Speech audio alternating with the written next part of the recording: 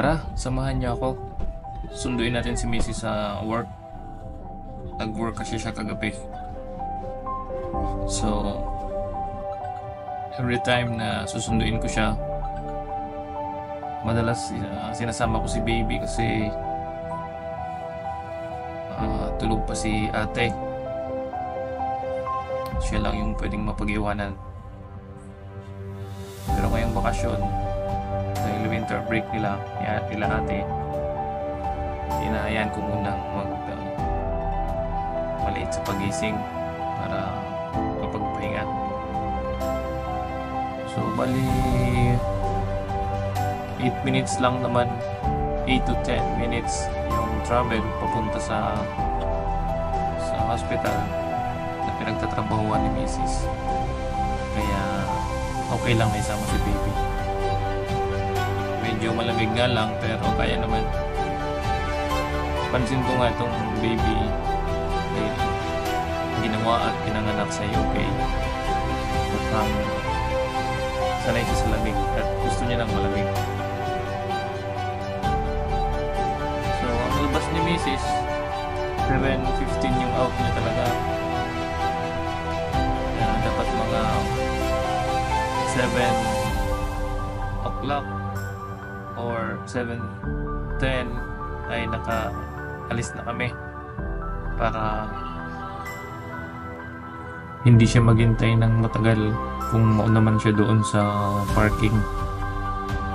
By the way, si baby nga pala, hindi ko siya ginigising sa umaga. Usually gigising sa 4 in the morning, minsan 3 pa. So siya talaga yung human alarm clock ko.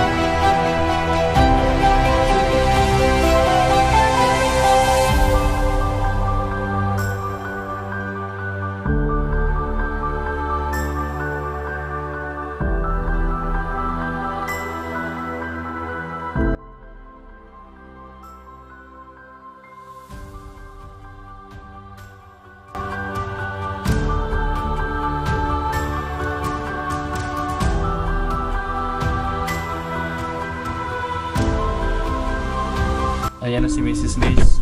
Medyo nauna kami ng konti. Hi!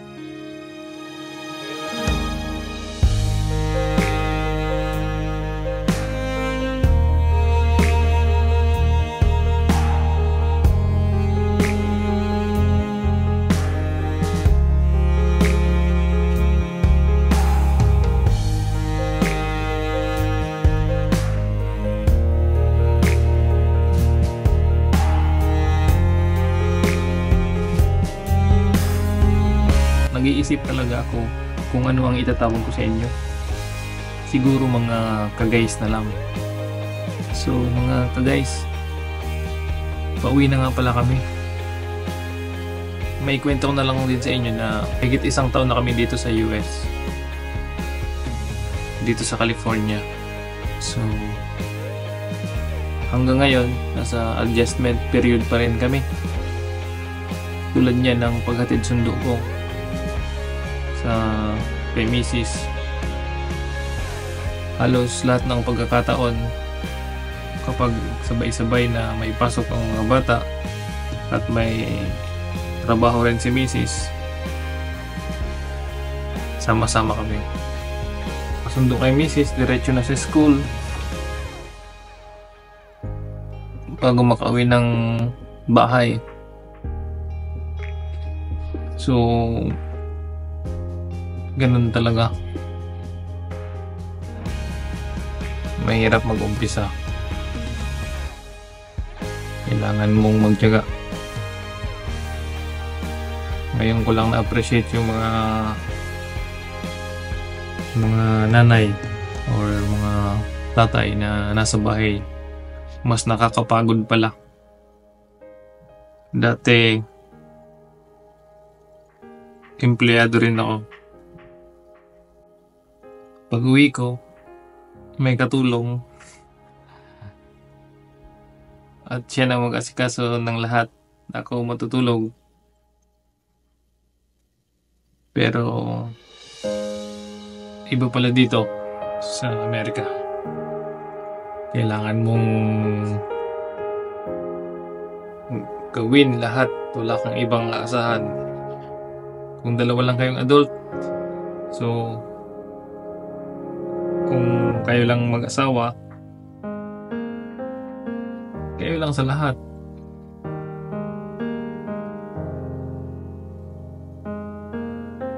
So mahirap sa umpisa, pero sa mga papunta pa lang dito, siguradong kaya nyo yan.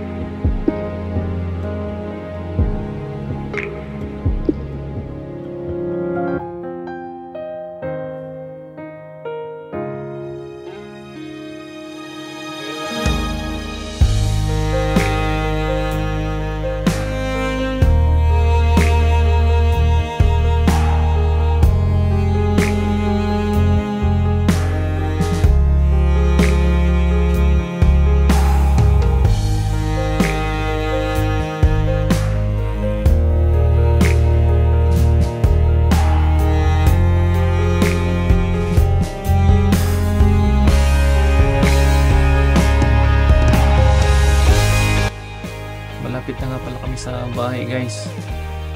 Pero daan muna kami sa isang grocery store na tapat lang ng aming apartment complex. Bibili muna kami ng salad pang agahan. Nagpapanggap kasi kami ngayon. Marami kasing nakain ng Christmas at New Year. Sana magtuloy-tuloy yung pagpapanggap namin. So siguro hanggang dito na muna. Kasi nag-uumpisa pa lang mag-vlog. Kaya medyo nakukornean pa ako. So hanggang sa muli. Magsama-sama tayong muli sa susunod na kabanata. Salamat!